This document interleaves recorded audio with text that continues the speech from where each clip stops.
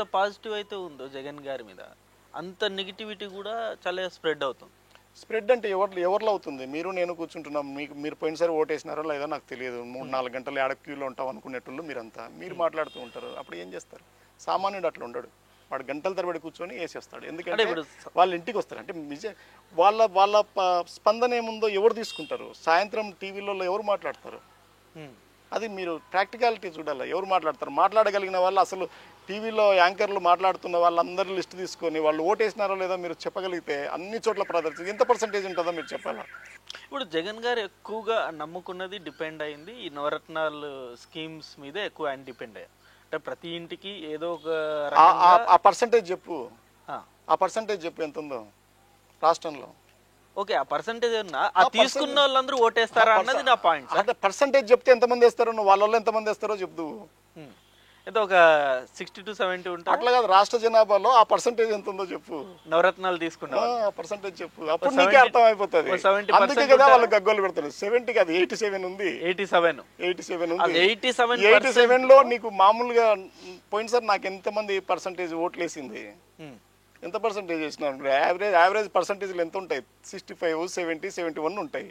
నాకు 80 వచ్చింది. అంటే పోల్ పర్సంటేజ్ నేను చెప్తుంది. అందువల్ల 87 జనాభాకు డబ్బులు ఇచ్చి పోతుందని తెలిసిన తర్వాత యావరేజ్ ఓటు శాతం ఎంత ఉంటుంది? అర్బన్ ఏరియాలలో 54, 55 కూడా ఉండదు. మరి మీకే అర్థమైపోతుంది కదా. అది బాగా అర్థమైపోయింది ప్రతిపక్షాలకి, బుర్ర పెట్టేవాడికి అనలైజ్ చేస్తుంది. అంటే ఈ లబ్ధి పొందిన ప్రతి ఒక్కరు ఓటేస్తారా అన్నది నా డౌట్. మీరు దాంట్లో ఎంత వేస్తారో మీరు చెప్తే నేను వింటాను. అది అందరైతే కాదు సార్, ఈ రకంగా గత టీడీపీ హయాంలో కూడా చాలా మంది లబ్ధి పొందారు, వాళ్ళందరూ ఓటు వేయలేదు కదా. వాళ్ళకి ఈయనకి తేడా ఉంది. చంద్రబాబు నాయుడు గారికి జగన్ గారికి తేడా ఉంది. చంద్రబాబు నాయుడు గారు పసుపు కుంకుమ ఇచ్చారు ఎవరికి? మహిళలకి. ఎప్పుడు ఇచ్చినారు? జనవరిలో చివరి పెన్షన్ పెంచినారు. ఎప్పుడు పెంచినారు? Last 6 months. ఈయన ఎట్లా చేసినాడు? తర్వాత ఆయన ఇచ్చిన పథకాలకు ఎవరు ఎంపిక చేసినారు? ఆ ఎంపిక చేసిన వాళ్ళ పరిస్థితి ఏంది? ఎవరి ఇళ్ళ కాడికి పోయి లబ్ధిదారులు పోయి సంతకాలు పెట్టించుకొచ్చుకున్నారు? ఇవన్నీ ముఖ్యం. పెన్షన్ కానీ ఏదైనా లబ్ధి ఇచ్చిన పద్ధతి వేరుంది, ఇచ్చిన మొత్తము వేరుంది, ఇచ్చిన టైం కూడా వేరుంది. అది మీరు అర్థం చేసుకోవాలా. డే 1 నుంచి నవరత్నాలు ఇస్తూ ఉన్నారు. ఎలక్షన్ల ముందు ఇవ్వలేదు. మా ఇళ్ళ కాడికి వచ్చేం సంతకాలు పెట్టించుకోవట్లేదు. అర్థమవుతుందా? మా నాయకుల దగ్గరికి ఎవరు పోవట్లేదు, మా లంచాలు తీసుకొని ఇవ్వట్లేదు, మధ్యవర్తులు ఎవరు లేరు, పార్టీ గుర్తు చూడట్లేదు. ఇవన్నీ జరుగుతున్నప్పుడు మీరు అదంతా అర్థం చేసుకోవాలి కదా. సో ఆబ్వియస్లీ వాళ్ళు ఓటేస్తారంట. వాళ్ళు లేకపోతే చంద్రబాబు నాయుడు ఈ డబ్బులు ఇస్తారని వాళ్ళకి నమ్మకం ఉందంటారా? మీకుందా పోయిన నమ్మకం? మీరు ఎవరైనా చెప్పగలిగారు? ఇప్పుడు చంద్రబాబు నాయుడు గారు ఎప్పుడైనా చెప్పారా వాళ్ళు నవరత్నాలు ఇచ్చారు, నేను దశరత్నాలు ఇస్తానని కాదు, లేదా నవరత్నాలు నవరత్నాలు నవ అంటే ఎక్కువనా 6 ఎక్కువనా? ఇంగ్లీష్ తెలుగు రెండు కలిపి ఎక్కువ చెప్పు. అట్లా కాదు, మీరు చెప్పండి. 6 గ్యారంటీస్ లో అట్లా కాదు, నవ అంటే ఎక్కువ. ఇప్పుడు కేవలం నవరత్నాలు ఇచ్చారో జగన్ గారు, ఇంకా మిగతావి చాలా పెంచేసినారు. అవి నవవి ఎన్నో అయిపోయినాయి, అవి చాలా అయిపోయినాయి. ఇప్పుడు చంద్రబాబు నాయుడు గారు చెప్పిన 6 గ్యారంటీస్ ని నమ్మరా జనాలు అన్నది నా పాయింట్. అంటే విషయం ఏమిటంటే మీకు కూడా తెలుస్తుంది, మీ బంధువుల్లో స్నేహితుల్లో కూడా ఎవడు అప్పు తీసుకుంటే తిరిగి ఇస్తాడు, ఎవడు ఇవ్వడు అనేది విశ్వసనీయత అనేది ఒకటి ఉంటుంది. అది నీకు అర్థం అవుతుంది, నాకు అర్థం అవుతుంది, జనానికి ఇంకా బాగా అర్థం అవుతుంది. జనాన్ని ఎవరు నమ్ముతారు అనేది, ఎందుకు నమ్ముతారు అనేది నేను కారణాలు చెప్పాను. అది ఉంటుంది. చంద్రబాబు నాయుడు ఇంతకుముందు చాలా చెప్పినాడు, చాలా చేయలేదని తెలుసు. 610 మేనిఫెస్టోలో చెప్పినాడని తెలుసు. జగన్ గారు 2 పేజీలు నవరత్నాలే చెప్పినాడని మీకు నాకు తెలుసు. దాంట్లో ఎన్ని నెరవేర్చాడు, ఎంత ఇబ్బంది అయినా ఎంత నెరవేర్చాడని మీకు నాకు తెలుసు. మరి ఎవరిని ఎక్కువ నమ్ముతారు? ఇప్పుడు ఈయనను ఈయనను వద్దనుకోవాలంటే, ఆయన కావాలనుకుంటే అదనంగా ఏముందో చెప్పాలి కదా. ఇప్పుడు జగన్ గారి మీద చాలా మైనస్లు ఎక్కువగా టీడీపీ వాళ్ళు చెప్తున్నది కావచ్చు, జనాల్లో ఉన్నది కావచ్చు. ఇప్పుడు నిరుద్యోగులు, జాబ్ క్యాలెండర్ లేదని, లేకపోతే ఈ మద్యం ఇష్యూ కావచ్చు, ఇసుక ఇష్యూ కావచ్చు, ఇలా రకరకాల 3 రాజధానుల అంశం కావచ్చు. ఏ ఒక్క రాజధాని మీరు చెప్తున్న నిరుద్యోగం తప్ప, నిరుద్యోగంలో కూడా ఇప్పుడు ఇదేమిటంటే మంచి సాంకేతిక టెక్నాలజీ డెవలప్ అయిన తర్వాత మంచి ఆఫర్స్ వచ్చేసినాయి. తర్వాత మీరు చెప్తున్న నిరుద్యోగంలో మేము దాదాపు 2,06,000 మందికి ఏమి ఇవ్వగలిగాము? ప్రతి ఊర్లో సెక్రటేరియట్లో ఎంప్లాయ్మెంట్ పర్మనెంట్, అది కూడా పర్మనెంట్ ఇచ్చి, పే స్కేల్స్ ఇచ్చి, ఇంక్రిమెంట్లు కూడా అన్ని ఇవ్వగలిగే స్థితికి వచ్చింది. ఈ 20 గవర్నమెంట్ ఉద్యోగాలు స్వతహాగా 2 లక్షల రూపాయలు ఈ గవర్నమెంట్ 2 లక్షల పైన ఉద్యోగాలు ఈ గవర్నమెంట్ క్రియేట్ చేసింది, ఇవ్వగలిగింది. అది కూడా గవర్నమెంట్ వచ్చిన 1 ఇయర్ 1.5 ఇయర్లో. అంటే దాని అర్థం ఏమి? ఏవైనా గవర్నమెంట్ ఉద్యోగము జాబ్ క్యాలెండర్ ఏదైనా కానీ తీసుకుందాము, తెలుగుదేశం గవర్నమెంట్ తన ఆయాంలో గవర్నమెంట్ ఉద్యోగాల గురించి నేను మాట్లాడుతుంది ఎన్ని ఫిల్ చేసి ఉంటుంది అనుకుంటున్నారు? మీ అంచనా చెప్పండి. వాళ్ళు డిఎస్సి 2-3 సార్లు ఎన్ని వచ్చాయి అని చెప్పండి. ఎంత మంది వచ్చి ఉంటారు? ఎందుకని ఇక్కడ డిఎస్సి ఎందుకని లేదు? అది రెండో క్వశ్చన్. మనం నిరుద్యోగం గురించి మాట్లాడినప్పుడు నిరుద్యోగం గురించే మాట్లాడాలి. నేను అంటున్నది అది. దాంట్లో ఎంత పర్సంటేజ్ వాళ్ళు ఇవ్వగలిగారు ఉద్యోగాలు? అవన్నీ కూడా మ్యాటర్ కదా. ఇవన్నీ కూడా చూస్తారు. మీరు చెప్పిన మిగతా అంశాల్లో ఇప్పుడు మద్యపానం కానీ లేదా 3 రాజధానులు కానీ ఆ ఎఫెక్ట్ అయ్యే వాళ్ళు, రోడ్స్ ఈ మధ్య కాలంలో రోడ్స్ అన్నది చాలా ఎఫెక్ట్ చూపిస్తుంది. కానీ చాలా వేసినామనేది కూడా తెలుసుకోవాలా. చాలా రోడ్లు బాగుపడ్డాయా అదైతే ఆ ప్రచారం అయితే తక్కువ జరుగుతుంది కదా. మేమైతే వాళ్ళు ఈ గుంతలు చూపించినంతగా మీడియా ఇవి వేసిన రోడ్ల గురించి ఎప్పుడన్నా చూపించినారా? సాక్షి తప్ప. మీరు ఎప్పుడన్నా ఇవి చూపించినప్పుడు అవి చూపొచ్చు కదా. అప్పుడు ఏమైపోతుందంటే మాకు కూడా ఎవరికైనా వినేటప్పుడు కేవలం విమర్శించడానికే కదా ఉన్నది. అందుకే కదా పనికిమాల ప్రతిపక్షం అయిపోయింది. ప్రతిపక్షం అనేది దాన్ని పద్ధతిగా ఉండాలి కదా. ఏదంటే అది ఎట్లా అంటే అట్లా కాదు. మళ్ళీ ఇది కరెక్టా కాదా? ఇప్పుడు పరిస్థితి ఏంటి? 3 పేపర్లు చదివితే కానీ ఒక అభిప్రాయానికి రాలేని పరిస్థితి, 4 ఛానల్స్ చూస్తే కానీ అసలు నిజమేందో తెలియలేని పరిస్థితి. మేము చిన్నగా ఉన్నప్పుడు పత్రికల్లో వచ్చిందంటే భయపడేవాళ్ళు. నేను ఉద్యోగంలో వచ్చినప్పుడు కూడా పత్రికలు రాసాయంటే భయం అయ్యేది. దానికి రీజాయిండర్ ఇవ్వడం కోసం కానీ మా కలెక్టర్ దానికి సపరేట్ వ్యవస్థ పెట్టేవాళ్ళం. వస్తూనే అది నిజము కాదు అనే విషయం పైన మళ్ళీ రీజాయిండర్లు ఇచ్చేవాళ్ళం. దాని మీద చర్యలు తీసుకునేవాళ్ళు. ఇప్పుడు ఏ పేపర్లో వస్తే ఏమైతుంది? ఏమీ కావట్లేదు. ఎందుకంటే ఆ పేపర్లో వాల్యూ లేదు కాదు. వాళ్ళు అట్లా తయారు చేసి పెట్టుకున్నారు. దాన్ని ఎవరిని నిందించిన పాపం వాళ్ళ చేతుల్లో కూడా ఏమి లేదు, రాసేవాడి చేతుల్లో కూడా లేదు. వాళ్ళ పెట్టుబడిదారుడు వాళ్ళ యాజమాన్యాన్ని బట్టి నేను నా పార్టీలో ఎట్లా పోవాలో వాళ్ళు వాళ్ళ పద్ధతిలో అట్లా పోతున్నారు. అంత ముందు ఉన్న మనం చిన్నగా ఉన్నప్పటికీ ఉన్న పరిస్థితులు ఇప్పుడు లేవు. ఎందుకంటే ఆ పేపర్లు కొనేవాడు కూడా లేవు. అవి ఎట్లా నడవాలా? వాళ్ళందరూ సరే నిక్కచ్చిగా రాస్తాము. రేపు కొనేవాడు ఎవడు? మనం ఎవరు పేపర్లు చదవట్లేదు. నేను రాజకీయాల్లో ఉన్నాను కాబట్టి 4 పేపర్లు తెప్పించుకుంటున్నా.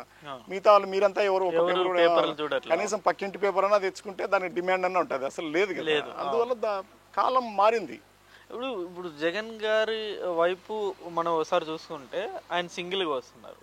బట్ ఈ పక్కేమో చంద్రబాబు నాయుడు, పవన్ కళ్యాణ్ గారు కావచ్చు, లోకేష్ కావచ్చు, బీజేపీ వస్తుందో రాదో సెకండరీ. బట్ ఈ కూటమి అయితే ఏర్పడింది, జనసేన టీడీపీ కూటమి. పోయినసారి మేము ఎట్లా వచ్చినాం? మాతో ఎవరన్నా కలిసినారా? మేము ఎవరన్నా అడిగినామా? పోయినసారి వీళ్ళు సింగిల్గా వచ్చారు కదా, టీడీపీ సింగిల్గా వచ్చింది, జనసేన సింగిల్గా వచ్చింది. ఈసారి 2 కలిసి వస్తున్నాయి కదా, అది మీకు ఎఫెక్ట్ అవుతా? 2 కలిస్తే ఎంత వచ్చింది పర్సంటేజ్ మీకు తెలుస్తుంటుంది కదా. పోయినసారి ఎంత పర్సంటేజ్? అంటే ఆ పర్సంటేజ్ పెరిగి ఉండదా అంటున్నాను. మేమేం పనికిమాల పనులు చేసి తగ్గింటే కదా మేము. అదే కదా నేను ఇంతసేపు చెప్పింది. ఎందుకంటే వాళ్ళు యాంటీ ఇంకంబెన్స్ అంతా పైన ఉంది, వాళ్ళు ఓట్ల కోసం క్యూలో నిలబడేటోళ్ళు కాదని చెప్తే కదా. కింద గ్రామాల్లో అయితే నేను ఇంటి దగ్గరకు పోయి చూస్తున్నాను. ఒక్కొక్క ఇంట్లో నేనే స్వయంగా గడపకి వెళ్ళి లెక్కేసి అప్పుడప్పుడు వాళ్ళే మా ఎమ్మెల్యేలు ఎక్కువ చెప్తున్నారు. అప్పుడప్పుడు నేను నిలబడినప్పుడు అన్న నువ్వు చదివి చెప్పు అంటారు. నేను చదివి చెప్తాను. అమ్మ నీకు దీంట్లో ఇన్ని లక్షలు వచ్చింది, దీంట్లో ఇన్ని లక్షలు వచ్చింది, అమ్మఒడిలో ఇంత వచ్చింది, చేయుతలు ఎంత వచ్చింది, రైతు భరోసాలో ఎంత వచ్చింది, మగ్గం ఉన్నందుకు ఇంత వచ్చింది అని అన్నీ చెప్తుంటే ఎంత అవుతుంది? అది ఒక్కొక్క సంవత్సరానికి 3 సంవత్సరాలు 4 సంవత్సరాలు కలిపేసరికి అది పోయి 6, 7, 10, 12లో ఇంటి స్థలం కలిపితే 12 లక్షలు అవుతున్నాయి కుటుంబాలు కూడా కనిపిస్తున్నాయి. అది మా కాంగ్రెస్ వైఎస్ఆర్సీపీ కుటుంబాలే కాదు కదా. దాంట్లో జనసేన కుటుంబాలు ఉంటాయి, సానుభూతి పరులు ఉంటారు, తెలుగుదేశం పార్టీకి గట్టిగా ఉండేటోళ్ళు ఉంటారు. వాళ్ళను కూడా మేమేం పక్కన పెట్టలేదు కదా. అప్పుడు వాళ్ళు ఆలోచన చేసుకుంటారు కదా. రేపు చంద్రబాబు నాయుడు గారు వస్తే పోయిన జగనన్న టైంలో మేము ఇంటి స్థలంతో సహా ఒక 12 లక్షలు తీసుకున్నాము, లేదా 9 లక్షలు తీసుకున్నాము. మరి ఈయన వచ్చి ఏం చేస్తాడు అనేది ఉంటుంది కదా. మీకేమో యాంటీ ఇంకంబెంట్స్ ఉండే 15% ఏమో వాళ్ళు క్యూలో నిలవడకపోయి, కింద ఉండే పరిస్థితి ఏమో కింద ఆ పార్టీల్లో ఉండే కింది వర్గం కూడా మా పథకాలతో వాళ్ళు సంతోషంగా ఉండ్రి, వాళ్ళకి నమ్మకం లేకపోయా మరి ఏం చేస్తారు మరి మీరు? ఇప్పుడు అంటే వీళ్ళు విమర్శించేది జగన్ గారు కేవలం అప్పులు తీసుకొచ్చి డబ్బులు పంచుతున్నారు తప్పితే డెవలప్మెంట్ ఏముంది, కంపెనీస్ ఏం తీసుకొచ్చారు, ఏం చేశారు అసలు ఆంధ్రప్రదేశ్ డెవలప్మెంట్ కొరకు అన్నది ప్రశ్న. ఇప్పుడు అదే ప్రశ్న వచ్చినప్పుడు మన అప్పులు మనం ఒక్కరమే చేస్తున్నామా దేశంలో అనేది ఒక ప్రశ్న, దేశం కూడా తక్కువ చేస్తుంది అనేది ఒక ప్రశ్న.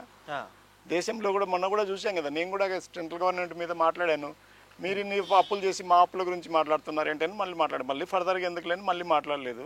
చాలా రాష్ట్రాలు చేస్తున్నాయి, ఆ రాష్ట్రాల కంటే మించేం చేయట్లేదు. వాళ్ళకి ఆదాయం ఉంది సార్, బట్ ఆంధ్ర రాష్ట్రానికి ఆదాయం ఏముంది? ఎవరు కంపెనీస్ ఏముంది? నీకు ఆదాయమే సరే, నీకు ఇన్కమ్ సోర్స్ ఏముంది అన్నది ప్రశ్న. అట్లా కాదు, నీకు ఆదాయమే లేనప్పుడు నీకు అప్పులు ఎట్లా వస్తున్నాయి? అదే ఆశ్చర్యం. బీజేపీ మీకు ఇండైరెక్ట్ గా సపోర్ట్ చేస్తుంది. ఉదాహరణకు మీకు 4 లక్షలు 40 లక్షలు అప్పించింది అనుకో బ్యాంక్ గానీ ఎవరన్నా గానీ, ఏం చూసిస్తారు? కట్టగలిగే శక్తిని చూసే కదా. కట్టగలిగే శక్తి ఉందంటే అర్థమేమి? ఇన్కమ్ సోర్స్ ఉందంట లేక కంపెనీస్ రావట్లేదన్నది ప్రధానం. డైరెక్ట్ ప్రశ్న ఏంటంటే, అప్పులు నీ ఇష్టం, ఒక దివాలా తీసినోడికో లేదా పనికిమాలినోడికో మీరు అప్పులు ఇస్తారా? నీ సొంత డబ్బు ఇస్తావా? నీ స్నేహితుల్లో వాడికి నువ్వు ఇస్తున్నావు అంటే బట్ ఒకరి సపోర్ట్, పెద్దవాళ్ళ సపోర్ట్ ఉంటే ఎంతవరకు అయినా రావచ్చు అన్నది ఇప్పుడు నిరూపితం అన్న. బీజేపీ గవర్నమెంట్ మీకు ఎప్పుడు అప్పులు కావాలన్నా ఇస్తుంది వినబడుతుంది విషయం. అట్లా కాదు, మీరు అనుకుంటున్నారు అంతే. కానీ కట్టగలిగే శక్తి FPRM రూల్స్ ప్రకారమే, ఉన్న పద్ధతుల ప్రకారమే అప్పులు పుడుతున్నాయి. కట్టగలిగే స్థితి ఉంది కాబట్టి, ఆ క్రెడిబిలిటీ ఉంది కాబట్టి గవర్నమెంట్కి వస్తున్నాయి. ఆ వచ్చిన డబ్బు కూడా వృధా కావట్లేదు, అది మళ్ళీ జనాల్లోకి వెళ్తుంది. జనాల్లో డబ్బు కూడా మళ్ళీ అదేమి వాళ్ళు అట్లాగే పెట్టుకోవట్లేదు, వాళ్ళు తిరిగి మళ్ళీ ఎకానమీ తోడ్పడుతున్నారు. రొటేషన్ ఎకానమీలో చాలా పెరుగుతుంది. పర్చేసింగ్ పవర్ చాలా పెరిగింది, గ్రామాల్లో చాలా పెరిగింది పర్చేసింగ్ పవర్. గతంలో కంటే కూడా ఇప్పుడు ఇంకా మెరుగుపడింది.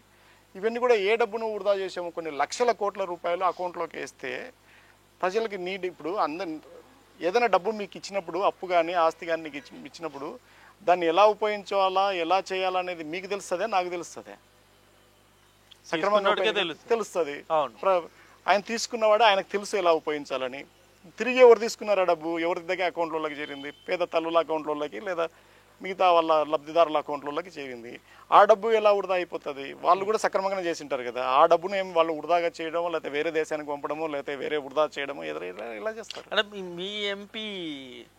మీ తోటి ఎంపీ రఘురామ కృష్ణరాజు గారు విమర్శలు ఇప్పుడు ఈ డబ్బులు ఏవైతే వస్తున్నాయి, అమ్మఒడి డబ్బులు, ఇవన్నీ కూడా లిక్కర్కే వెళ్ళిపోతుంది, నాన్న బుడ్డికే వెళ్ళిపోతుంది అన్న కామెంట్స్ చాలా సార్లు వినబడుతుంది.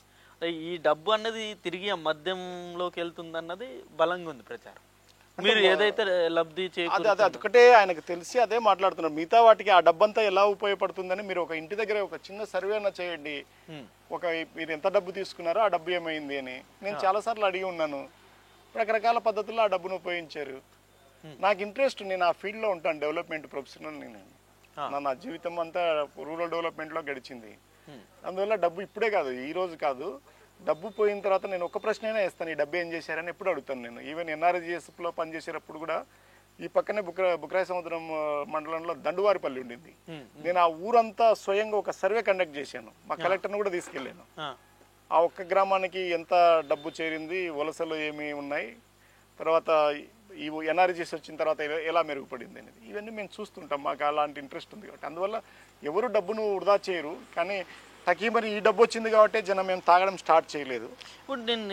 ఈ డబ్బు వచ్చింది కాబట్టి నేను అదే కంపెనీస్ తీసుకురావడంలో వైసీపీ గవర్నమెంట్ ఫెయిల్ అయిందన్నది ప్రధానంగా వినబడుతుంది. కంపెనీలు ఇప్పుడు ఏం చెప్తారంటే, మేము జనానికి డబ్బు ఇస్తున్నాం అనుకోండి, మీరేం చెప్తున్నారంటే ఒక కంపెనీ తీసుకొచ్చి దానికి డబ్బు ఇవ్వమంటున్నారు అంతే. దాంట్లో నాకేం పెద్ద గొప్పదేం కాదు. కంపెనీస్ రావడం వల్ల యువతకి బెనిఫిట్. ఇప్పుడు కియా వచ్చింది మన అనంతపురికి, అట్లాంటి చాలా సంస్థలు మళ్ళీ ఈ టైంలో కూడా కియా చుట్టుపక్కల బోల్డ్ ఎన్ని వచ్చాయి. కంపెనీ వాడు ఎందుకు వస్తాడు? ప్రజాసేవ కోసం వస్తాడు అనుకుంటున్నావా? బిజినెస్ చేయడానికే వస్తాడు. వచ్చినప్పుడు వాడిని పిలుచుకోవడానికి అల్లుళ్లాగా అతిథి మర్యాదలో సత్కారాలన్నీ చేసి వాడికి మేపితే వాడు అది చేసిపోతాడు. ఆ డబ్బు ఏదో జనానికే డైరెక్ట్ ఇస్తున్నారు. ఉద్యోగ కల్పన అనేది కూడా చాలా కీలకం కదా సార్. కీలకం, పిల్లల చదువు కీలకము, పిల్లల మీద పెడుతున్న రీయింబర్స్మెంట్, హాస్పిటల్లో పెడుతున్న రీయింబర్స్మెంట్లు, ఇవన్నీ కూడా చాలా కీలకం అండి. అది మీరు డెవలప్మెంట్ కాదని ఎలా అనుకుంటారు? మీరు నాకేం చెప్పదలుచుకున్నారంటే, ఈ ఆటో వాళ్ళకి లేదా చేనేత వాడు ఉన్నాడు అనుకో, చేనేత వాడికి 24,000 చొప్పున ఇన్ని లక్షల మందికి ఎందుకు ఇస్తావు? ఈ డబ్బు తీసుకెళ్లి ఒక టెక్స్టైల్ కంపెనీకి ఇవ్వమంటున్నావు, వాడు 6,000 ఉద్యోగాలు ఇస్తాడు. మనం అన్ని 6,000 కోట్లు వాడికి అప్పనంగా ఇచ్చిన తర్వాత రోడ్లు వేసినాక అట్లాగే దాని ప్రస్తావన వేరు, దీని ప్రస్తావన వేరు. అది జరుగుతుంటుంది, ఇది జరుగుతుంది. అది సైమల్టేనియస్ గా ఎక్కడైతే లాభం ఉంటుందో వాడు వచ్చి నెగోషియేట్ చేస్తున్నాడు. ఇప్పుడు కొప్పర్తి దగ్గర జరుగుతున్నది ఏంటి? ఇప్పుడు జరుగుతున్న పోర్ట్ల డెవలప్మెంట్ ఏంటి? మీకు చూసే ఉద్దేశం ఉన్నప్పుడు గోల్డ్ అన్ని ఉన్నాయి. కానీ నేను చెప్తున్నది ఏంటంటే, అవి ఎంత ముఖ్యమో ఇది అంతే ముఖ్యమో అని చెప్తున్నా నేను. అంతేగాని ఒక పేరుతో కంపెనీ వాళ్ళతో పేరుతో పెట్టేసి ఒకసారి నేను చెప్పాను ఒక ఇంటర్వ్యూలో, ఒకసారి బాధేసో ఇంటర్వ్యూలోనే చెప్పాను నేను, అంతా వృధా అయిపోతుంది ఎన్ఆర్జీఎస్ డబ్బులు అంటే. అప్పుడు ఈ మీరు ఏ పెద్ద పెద్ద రోడ్లో పోట్లో కట్టాలా, ఈ పేదలు తల్లుల్ని పిల్లల్ని ఎదిగి వచ్చిన ఆడపిల్లల్ని ముసలి వాళ్ళని వదిలిపెట్టి ఎక్కడ దూర ప్రాంతాలకు వెళ్ళి బతుకుతున్నారు స్థలాలేసి. వాళ్ళను వలసలు నివారించడం కోసం ఎన్ఆర్జీఎస్ ఈడ ఖర్చు పెట్టాము ఈ ఊర్లో. ఈడ 4 కోట్ల 14 కోట్ల ఖర్చు పెడితే ఇంతమంది ఈ ఊర్లో ఉండగలిగినారు. మీరేం చెప్తారంటే అట్లా కాదు, పెద్ద పెద్ద కంపెనీలకు ఇచ్చేసి పెద్ద పెద్ద ప్రజెంటేషన్లు చేస్తే మీ డబ్బు చాలా వృధా కానట్టు, అప్పుడు చాలా బాగుపడ్డట్టు, అది చాలా డెవలప్మెంట్ అన్నట్టు. ఇది డెవలప్మెంట్ కాదన్నట్టు. మీరు ఇది డెవలప్మెంట్ ఇది డెవలప్మెంట్. ఆయన వచ్చి అట్లా చేసినాడు అనుకో, ఆయనకు వచ్చింది అవకాశము ఎప్పటివచ్చింది 14 నుంచి 19 వచ్చింది. ఆయన కియా సృష్టించినాడు. ఇప్పుడు మేమేం చేసినాము, ఒక కియా పెట్టడం వల్ల నా అంచనా ప్రకారం ఒక 180 కోట్ల ల్యాండ్ డెవలప్మెంట్ కానీ మిగతా అన్ని కలిపితే ఎంత ఉంటుంది, అది వాళ్ళ డబ్బు, అందువల్ల అంత పెద్ద కంపెనీ వచ్చి ఉంటుంది. కానీ అట్లాంటిది ఒక్కొక్క నియోజకవర్గంలో ప్రజల అకౌంట్లలోకి ఎన్ని వేల కోట్లు పంపించినాడు ఈయన. ఇది మాకు తెలిసిన డెవలప్మెంట్. ఎందుకంటే పిల్లల చదువులు మాకు ఇంపార్టెంట్, బయటికి వెళ్ళే వాళ్ళకు ఖర్చులకు ఇంపార్టెంట్, చేనేత వాడు ఇంపార్టెంట్, ఆటో వాడు ఇంపార్టెంట్. ఇట్లా అన్ని పేద వర్గాలు ఎక్కడైతే అవసరం ఉందో అది మాకు తోచిన పద్ధతిలో మేము చేస్తున్నాం. మేము చెప్పింది కూడా అదే కదా, చెప్పిందే చేస్తున్నాడు. సో ఇక్కడ నిన్న అంటుంది అంటే ప్రధానంగా విమర్శలు వచ్చేవి ఇవే కారణాలు. అదే చూసే పద్ధతిని తేడానే. ఇప్పుడు మనము ఇంతసేపు వాదించుకున్నాము, దేని గురించి, ఓట్ల గురించి వాదించుకున్నాము, నేను చెప్పాను, పరిశ్రమల గురించి చెప్పాము. మీ పర్సెప్షన్ వేరు, నా పర్సెప్షన్ వేరు. మా జనాలు కూడా మీలాగే ఆలోచిస్తున్నారు. జనాలు కూడా మీలాగే ఆలోచిస్తున్నారు. వాళ్ళు దాన్ని లబ్ధి పొందుతున్న వాడు ఎందుకు ఆలోచించడు? తీసుకుంటున్నవాడు, వాడు 70 సంవత్సరాల పాలన చూసినాడు. ఏ రోజు తలుపు తట్టి ఇంటికి వచ్చిన డబ్బులు ఇచ్చిన వాళ్ళు లేరు. పోయి ఆడ కూర్చొని గంటల తరబడి ఉంటే అప్పుడు పెన్షన్లు ఇచ్చేవాళ్ళు. నేనే నోడల్ ఆఫీసర్గా పనిచేశాను. ఊర్లో మనుషులు చచ్చిపోతే తప్ప కొత్తవి ఇచ్చేవాళ్ళం కాదు చంద్రబాబు నాయుడు గవర్నమెంట్లో. నేనే సాక్షిని. దాన్ని ఎవరన్నా ఖండించమను. నేను తిరుపతి అంటే ఇక్కడ ఆంధ్ర కాదు. ఇప్పుడు మీరు చూడండి, రాత్రి జన్మభూమి 6 నెలలకో 3 నెలలకో 4 నెలలకో జరిగేది. ఆ ముందు రోజుల్లో మాకు లిస్ట్ వచ్చేది, నీ మండలంలో 114 మంది లేదా 220 మందో చనిపోయినారని. అప్పుడు ఏ ఊర్లో ఎంతమంది చనిపోయినారో మళ్ళీ అవే ఇచ్చి వచ్చేవాళ్ళం. ఆ పద్ధతి నుంచి ఈయన వచ్చి, మన రాజశేఖర రెడ్డి గారు వచ్చి చార్జ్ చేసిన అర్హత ఉన్నోడికంతా 200 రూపాయలు ఇవ్వమని చెప్పా. ఈయన వచ్చేసి అర్హత ఉన్నోడికంతా 2000 రూపాయలు ఇస్తూ, 200 కాదు 2000 రూపాయలు ఇస్తూ, ఎక్కడన్నా మిగిలిపోయి ఉంటే మళ్ళీ చెప్పండి మళ్ళీ ఇస్తానని చెప్పి అది కూడా ఇంటికి తీసుకుపోయి ఇవ్వమంటున్నాడు. దాన్ని మీరు ఆ పద్ధతిని వాళ్ళు వద్దనుకుంటారా? మళ్ళా వద్దనుకుంటారా వాళ్ళు ప్రజలు? కంటిన్యూ చేస్తారన్నది అదొక్కటే కదా. ఏం చేస్తారో వాళ్ళు చెప్పలేదు కదా ఇప్పటి వరకు. మీరు విన్నారా ఆయన చెప్పినట్టు? మేము ఇంటికి పంపిస్తామని చెప్పినారా? మీరు విన్నారా? నేనైతే వినలేదు. ఒకవేళ విని ఉంటే నేను వాళ్ళు కంటిన్యూ చేయరనుకుంటున్నారా? ఒకవేళ వస్తే వాళ్ళు నమ్మట్లేదు, వీళ్ళు ఇస్తామని ఇంతవరకు చెప్పలేదు. చెప్పకుండానే అట్లా ఏమైనా కళ వస్తుందా? ఆయన చాలా గొప్ప అయినా అట్లా ఆయన ఇవన్నీ కంటిన్యూ చేస్తాడు పథకాలన్నీ, నాకేమైనా కళ వస్తుందా? మీరేమైనా అట్లా కలగంటారా? ఆయన చెప్పాలి కదా. అట్లేం చెప్పలేదు కదా. ఇప్పుడు నేను అంటుంది సరే, ఇప్పుడు టీడీపీ గ్రాఫ్ పెరిగింది అనడానికి ఇంకొక మాట వినబడుతుంది. చంద్రబాబు నాయుడు గారి అరెస్టు, అక్రమ అరెస్టు, ఆ సింపతి అనేది చాలా పెరిగింది అన్నది, లోకేష్ గారి పాదయాత్ర, ఈ రెండు కూడా టీడీపీ పార్టీకి చాలా బలంగా కలిసి వచ్చిన అంశాలు అన్నది ఎక్కువగా వినబడుతుంది. అదే వింటున్నాం. అది ఎవరు చెప్తుంటే ఎవరు వింటున్నారు అంటున్నా నేను. ఎవరు చెప్తుంటే ఎవరు వింటున్నారు అంటున్నాను నేను. అదే ఇప్పుడు సమస్య ఏంటంటే సాయంత్రం 6 గంటల నుంచి 8 గంటలు 8:30 మధ్యలో చూడొచ్చాను. అవి కదా వింటున్నాం. వాళ్ళు ప్రతిఫలించట్లేదు. నేను అంటున్నది ఏంటంటే అది ప్రతిబింబించట్లేదు పబ్లిక్ ఒపీనియన్ ని. మేము గ్రామాలకు, నాలాగా ఎవరైనా గ్రామాలకు తిరుగుతున్నాను అనుకో, వాడికి అర్థమవుతుంది. కానీ వాళ్ళు వచ్చి చెప్పరు కదా. తెలుగుదేశం వాళ్ళు వచ్చి ఇక్కడ కూర్చొని ఆ మాట చెప్పరు కదా. నేను నాలాగా చెప్పలేరు కదా. మనం జన్మభూమి కమిటీ నాయకులను పెట్టింటిమి, కమిటీ మెంబర్లు మన వాళ్ళు డబ్బులు తీసుకుని ఇచ్చినారు, కానీ వాళ్ళు ఫ్రీగా ఇచ్చేస్తున్నారు. మనము మండల ఆఫీసుల్లో గంటల తరబడి కూర్చోబెట్టాము, పంచాయతీ ఆఫీసుల్లో, కానీ వాళ్ళు ఇళ్ళకు పోయిస్తున్నారు. ఇట్లా ఎవరన్నా మీకు చెప్తారా? వాళ్ళు చెప్పరు కదా. నేను అర్థం చేసుకోవాలా. సో అంటే ఆ ఒపీనియన్ కావచ్చు, లేకపోతే ఆ పాజిటివ్నెస్ లేదు టీడీపీ వైపు అంటే నేనేమంటున్నా అంటే వాళ్ళు అనుకుంటున్నది సాయంత్రం చర్చల్లో అనుకుంటున్నారు. ఫీల్డ్ లో ఏం జరుగుతుంది వాళ్ళు ఫీల్డ్ లో వేరు. అందుకే నీకు మొట్టమొదటి బేసిక్ గా నేను ఏం చెప్పానంటే 1 ఓటు 1 వాల్యూ 1% చెప్పాను. ఇప్పుడు అందుకని వాళ్ళు ఓట్లు వేసే వాళ్ళు నిలబడే వాళ్ళు లబ్ధిదారులు వాళ్ళు. ఇప్పుడు లాస్ట్ యువగలం సభ ఒకటి పెట్టారు చివరిలో, అప్పుడు జనాలు చూశారు కదా సార్, భారీగా వచ్చారు. మరి అదన్నా అంచనా వేయలేమంటారా? నేను పీడీడీఆర్డీ అని జనాలను ఎట్లా మొబిలైజ్ చేస్తారు, ఎన్ని సభలకు నా జీవితం అంతా ఎంతమందిని మొబిలైజ్ చేసి ఉంటాను ఈ జిల్లాలో. అవన్నీ అంటే మొబిలైజింగ్ అది నాకు తెలుసు కదా. నేను మొబిలైజ్ చేస్తే ప్రతిపక్షాలు ఆ రోజుల్లోనే నా మీద కోప్పడేవాళ్ళు. నీ కథ చూస్తాం, నీ ఈ డబ్బంతా ఎక్కడ తెచ్చావు అంటుండేవాళ్ళు. నేను చెప్తుండేవాడిని, అన్న మీరు అధికారంలో ఉన్నప్పుడు ఎక్కడి నుంచి తెచ్చానో, నువ్వు ఎమ్మెల్యే, నువ్వు మీ పార్టీ అధికారంలో ఉన్నప్పుడు ఎక్కడి నుంచి చేశానో ఈ పనులు, లేదంటే ఈ జిల్లాలో చేసి ఉండొచ్చు, పక్క జిల్లాలో చేసి ఉంటాను, ఇప్పుడు అలాగే చేస్తున్నాను అని చెప్పేవాడిని. అంటే ఘర్షణ అయ్యేది, కానీ వాళ్ళకు మంచి ఆఫీసర్ అనే ఉద్దేశంతో నన్ను ఎక్కువ సతాయించేవాళ్ళు కదా. కానీ ఆ మాట అయితే అంటుండేవాళ్ళు. అంటే వాళ్ళకి తెలుసు, ఇప్పుడేమి కొత్తవి ఏమి లేరు. ఇప్పుడు అంటే మేము కొత్త మొదటిసారి పార్టీ, కానీ చాలామంది ఈ పార్టీలో కూడా సీనియర్లే ఉన్నారు. ఎలా మొబిలైజ్ అవుతారు అనేది జనాలు తెలుసు. ఎవరు ఎలా చేయగలరు, ఎవరు ఏ ఆఫీసర్లు చేస్తారు, కలెక్టర్ ఏం చెప్తారు, జిల్లా, ఇవన్నీ తెలిసినటివే. అవేం కొత్త కాదు మనకు.